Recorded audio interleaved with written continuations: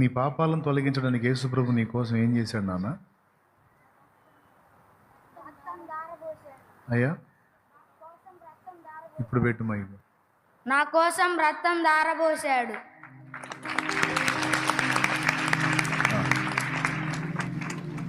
ఇప్పుడు నీది చిన్న వయసు కదా, ఇప్పుడే ఎందుకు తీసుకోవాలనుకుంటున్నావు?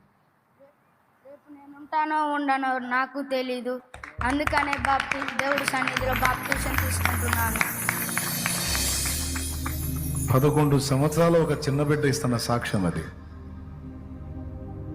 ఒక్కొక్కళ్ళకి 50 ఏళ్ళు, 60 ఏళ్ళు, 70 ఏళ్ళు, 40 ఏళ్ళు, 30 ఏళ్ళు, 25 ఏళ్ళు, 20 ఏళ్ళు, 18 ఏళ్ళు, 16 ఏళ్ళు.